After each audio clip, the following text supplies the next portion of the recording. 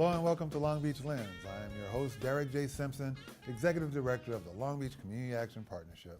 Our guest today is the President of Shades of Blue. Please welcome Captain Willie L. Daniels II. Welcome, sir. Thank you very much for having me here and having an opportunity to speak to your community about what I do for a living and also about the organization Shades of Blue that I run. I'm really excited to hear more because one of our PADNet members, Brother Mark, who's been a strong advocate of PADNet, but in recent year or so, he's talked more about you and what you do, and I believe you've even been here to visit us one time before, but today we get to share that with the entire viewing community. So let's start with you first. When we say captain, we're not talking military captain, we're talking about captain in the airline industry. So share that story. That is correct. I have been with United Airlines for the last 38 and a half years. Okay. Grew up here in Southern California. Went to school at Mount San Antonio Community College over in Walnut when I was a commercial pilot major. Okay. When I came out of school there, back in 1976, I transferred over to Metropolitan State University in Denver, where I became a professional pilot major. Okay. And then after I graduated from college there, I then was fortunate enough to get hired with United Airlines about a week before I marched in commencement, but not as a pilot, but as a flight attendant. So before we go any further, because I want to make sure that if there are young people watching, or even parents of youth and their families, there is actually a major to become an airline pilot in college. In community college, and it sounds like in a four-year institution. That is correct. Across the nation, there are several aviation colleges and aerospace colleges in the country that if a student would be interested in pursuing a career in aviation, they can actually get a four-year degree in aviation as a professional pilot or a commercial pilot and so forth. So so many questions just on that subject, but what's the progression, and if you were to get your degree, does that pretty much automatically assure you that one of the airlines will be looking at you as a job opportunity, or is it more like private professional pilots? Well, if a person gets a degree in aviation, first of all, that kind of puts them on the short list with the recent requirements that the federal aviation regulations now require in order to be able to carry passengers around the world for a major 121 carrier.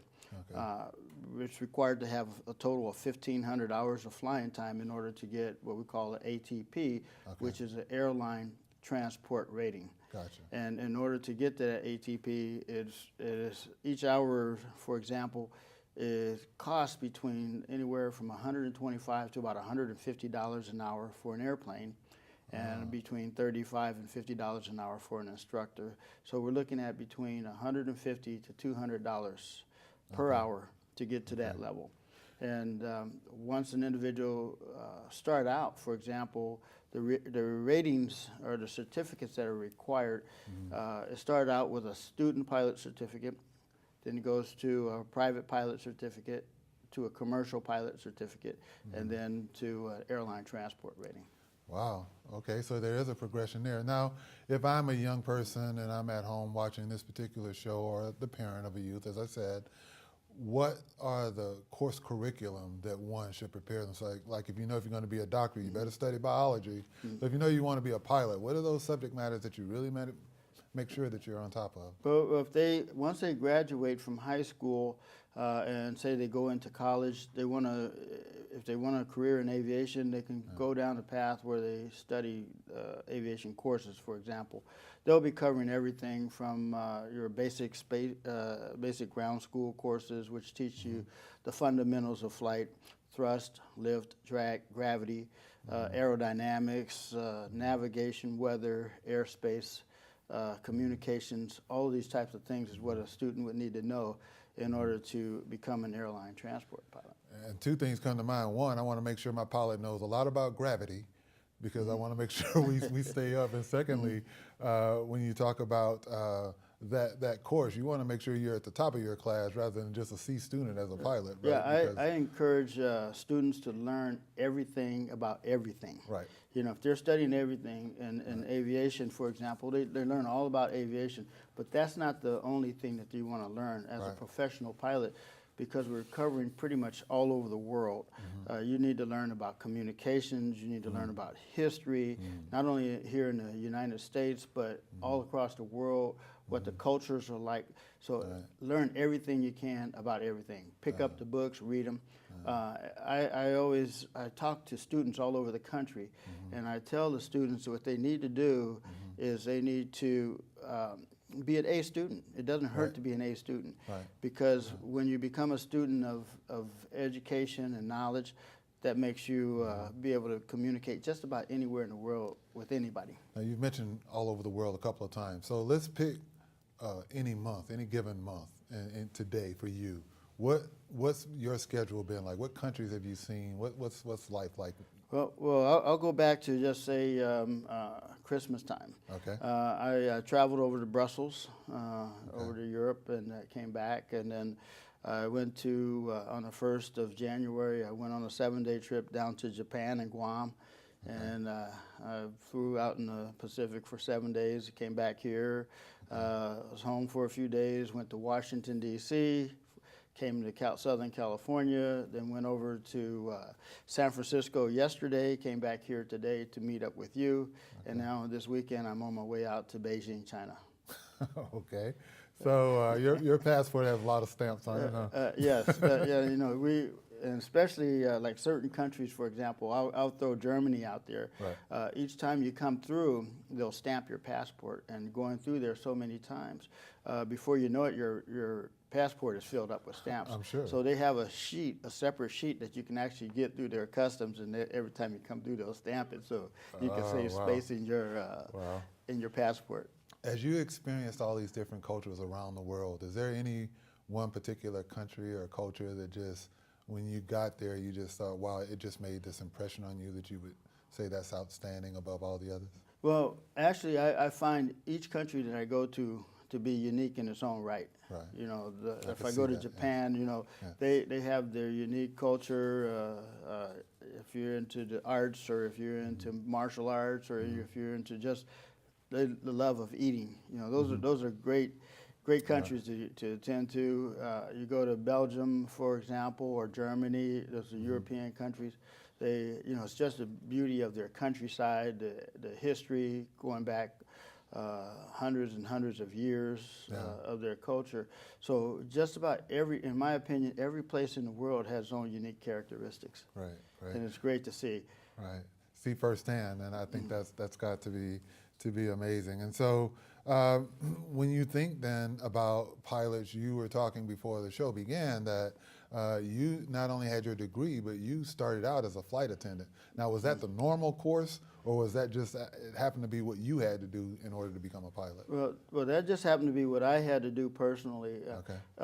As a pilot for United Airlines, there's roughly about 13,000 pilots. And I tell everybody, each pilot has their own story on what it took in order for them to get to the level where they became an airline transport. That was my path that I took, primarily because I grew up not having a whole lot of money in my pocket, so I had to figure out ways to get the hours of flight time that I needed. Right. And so I would go out. I had a job working for Xerox where I was working midnight to 7 o'clock in the morning, and I was carrying 16 hours of credit and running track during the day. So I had to figure out all of these types of ways to get to the level where I got the hours, the ratings that I needed to in order to continue. Right. And so there's a variety of ways. And so I encourage a student or a young person that wants to become a pilot, whatever it takes, do what it takes to get those hours that's required in order to get the appropriate certificates.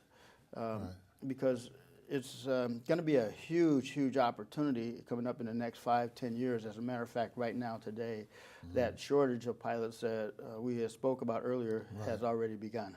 And I would imagine, especially from a minority perspective, pilots are rare. In fact, I think I just saw in the last maybe year or so that there was 2 African-American female pilots on a particular airline, so things are really changing. Yeah, I've actually had one of my own nieces just recently hired on with ExpressJet. So she's flying regional jets now around the country, carrying passengers, about 70, 80 passengers, and things like that.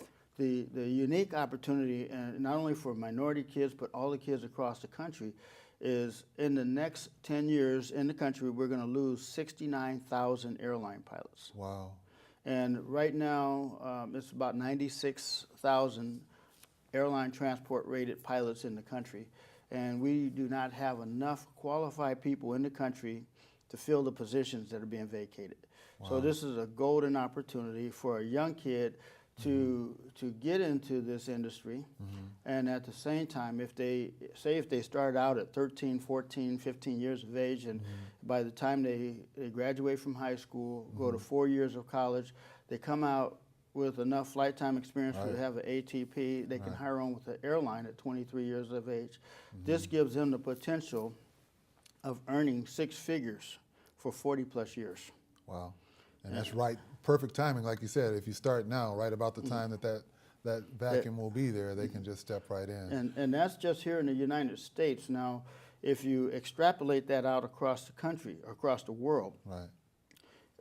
The projections, and these are not my numbers, these are actually Boeing, the Boeing Aircraft Corporation and Aerospace Corporation's numbers. We're going to need about 565,000 people worldwide. Wow. You know, That's to a fly tremendous airplanes. jump. Yes. Now, we're going to be going to a break in just a moment. And when we come back from that break, we're going to talk about Shades of Blue Ink, which I would imagine was passion of yours just because of this gap that we're talking about. So we're going to make sure that everyone has an opportunity to hear more about that and hear more about your story. I'm fascinated just sitting here listening to you and being one that enjoys travel, although for work it's not as much fun as seeing the world as you are. But thank you for that personal story. So we're going to take a short break, and when we come back, we will continue our conversation with Captain Willie L. Daniels II. Stay tuned for more of Long Beach Lens. Thank you.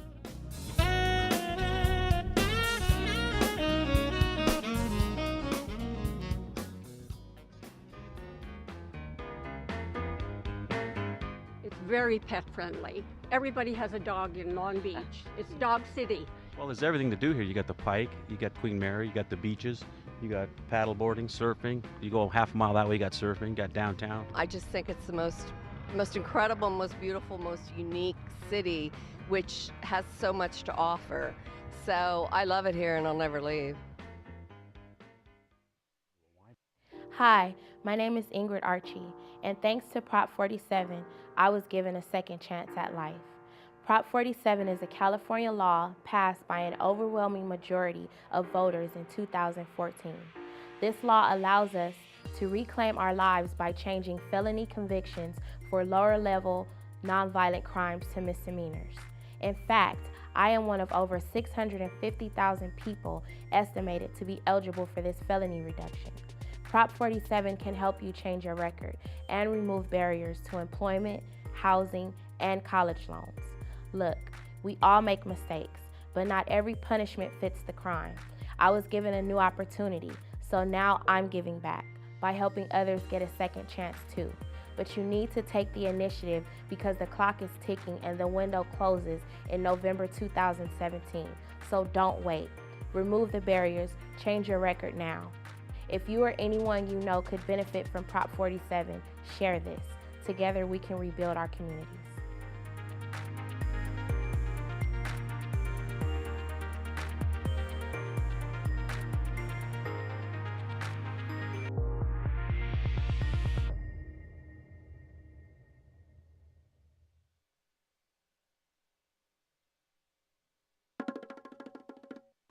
Hey, I'm going to give you a few study tips if you are one of those people who find it hard to study.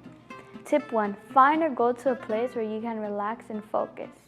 Tip 2, start by studying the most important information. Tip 3, read and understand sentences one at a time. Tip 4, form a study group and make sure that they are also serious about their work. Tip 5, write on some flashcards and try to memorize them one by one. And now you know.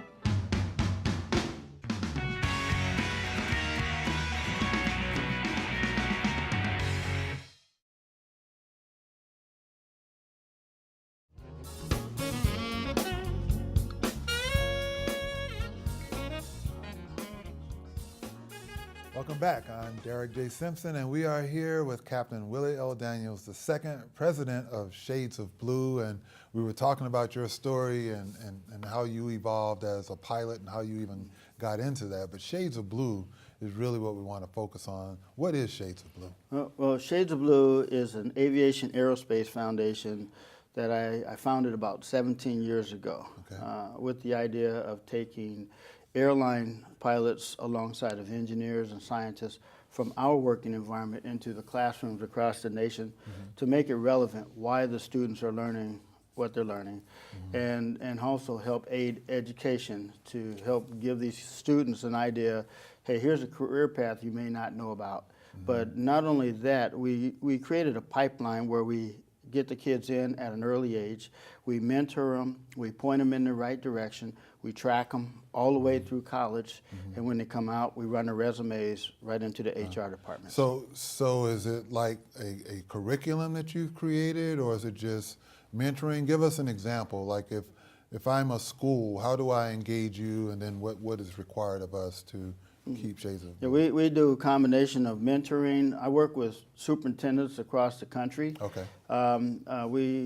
I found quickly, because I started the organization in Colorado, and I started working by going into one school at a time, one classroom at a time, and I quickly realized after about a year or so, there's about 1,700 schools up and down the Front Range of Colorado. Right. And so it made it very difficult to get to all of those 1,700 schools. Right. So I decided to go a different route, so I started approaching superintendents of school districts. Gotcha. And so we started doing a 9-week aviation course with the superintendents of, for example, a former superintendent of Aurora Public Schools.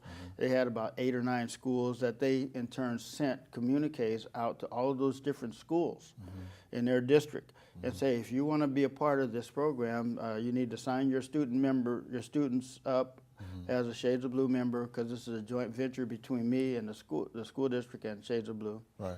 And they came out, and all of the students from all of these different schools came into one location, and we could do a mass introduction to aviation.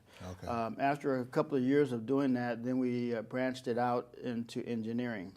And then as schools and school districts started hearing about this, more and more people started to contact me and say, hey, how can we get this into our school district for our kids? Right. And the unique thing about it is, I mentioned earlier that we're going to need about 69,000 airline pilots.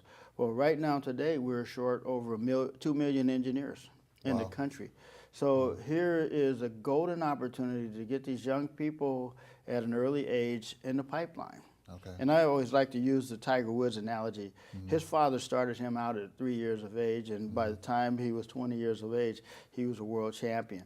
So if these students start out early enough and they get the right skills, they study hard, get good grades, and I always emphasize be an A student. You know, the difference between being a C student and an A student, in my opinion, is 30 minutes a day.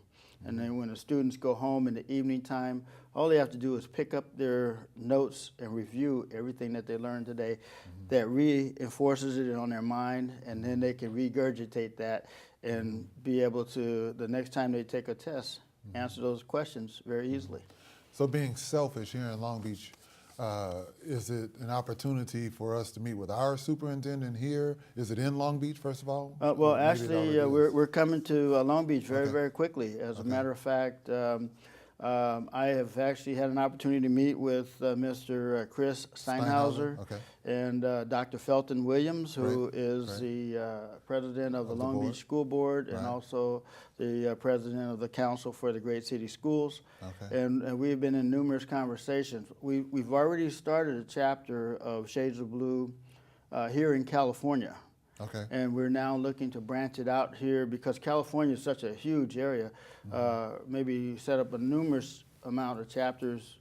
We are currently going into the Apple Valley, Rialto area, and now we're coming out here to the Long Beach, Los Angeles area, and to be able to expose the students to all of these opportunities.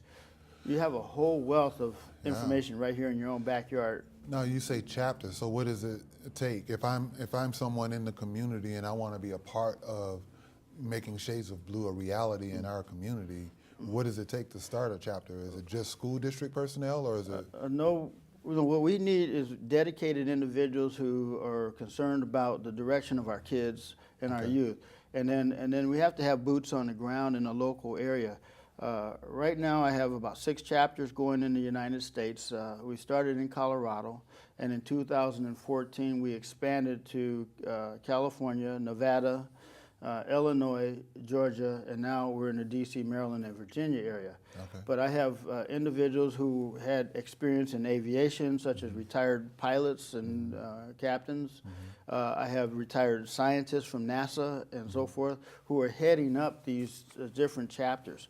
And so we put together a dedicated pool of individuals in those areas that could help that individual kind of run the chapters. And by doing that, now we have a base where we can grow and help provide the opportunities to the students all over your school district, all over your whole entire community. Now, when you talk about cost, is there a cost associated that the community needs to be aware of to make this chapter occur?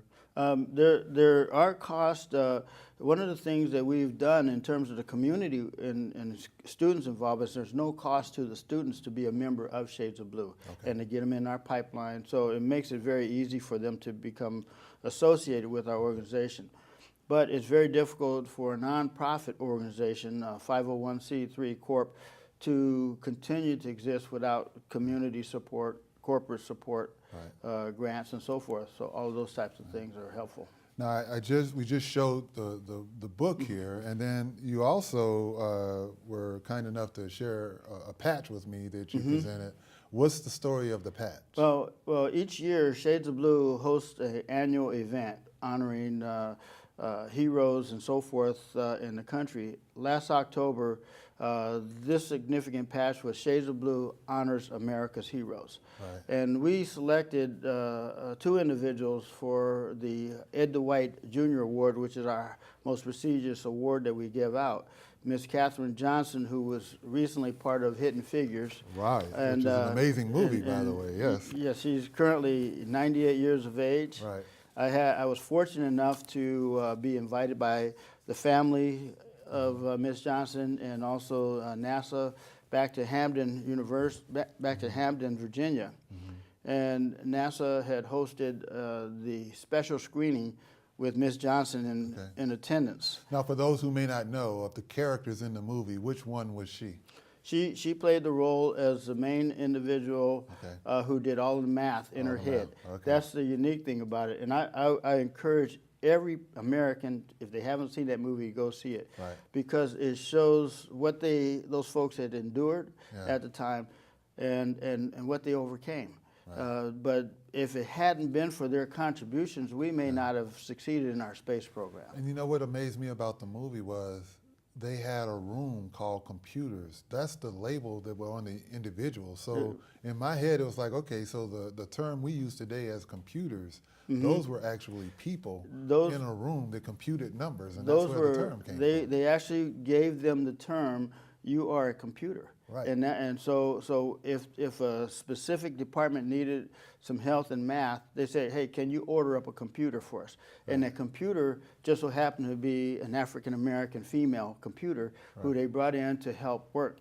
And they actually started, Miss Dorothy Vaughn started back there prior to NASA even being formed back in 1953. And then the Eisenhower is the one that President Eisenhower is the one that actually formed the group.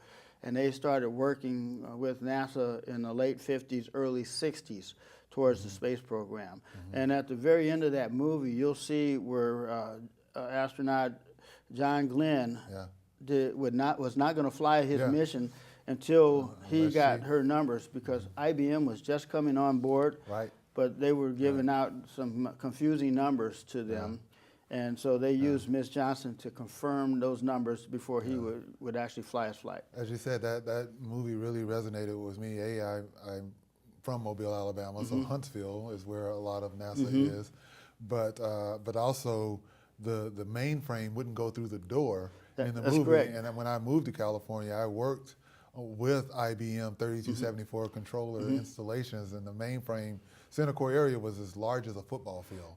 Yeah, how technology has evolved to yeah, today. that's what's really interesting is Miss Johnson did all the math in her head. Right, that an IBM computer was needed to do. Then IBM started up, but the engineers at that time were using slide rules to do their calculations. Right. She did the math in her head and helped create all of the math that actually got us to the moon and all of the space shuttle. Yeah. And worked on the Gemini missions to do that. Woman. We only have almost coming up on a minute. What's the final thought that you want to leave with people about Shades of Blue? What's the one thing you want people to know? What I would like to do is if they would like to find out more information, they can go to our website. Okay. It's www.shadesofblue.org. Okay. They can find out more details. We have a whole lot of history going back to the beginning when Shades of Blue started. They can see the past events. They can go and see the upcoming events. They can see our interaction with the students in the schools and the whole works. It's actually so much information it can be overwhelming when you dive off into our website. I'm sure. Well, you're just a walking history book too. I'm very proud to have this opportunity to interview you, to learn more about you, and just congratulate you on your career. Thank you. But also on what you're doing to ensure that there's a legacy for others to follow. So kudos to you, and best wishes for safe travels around the globe. We appreciate as that. you continue to do your travels in the future. I'd like to thank Captain Willie O. Daniels II for joining us. An amazing man, an amazing American on our show today. Just made Long Beach Lens a very special show for us. Be sure to follow PadNet TV on Facebook, Twitter, and Instagram for the latest updates. We also welcome your comments and thoughts regarding the show as we strive to make Long Beach Lens a favorite source of local news, information, and entertainment. This show has been brought to you with support from the Long Beach Community Action Partnership. Thank you again for watching Long Beach Lens.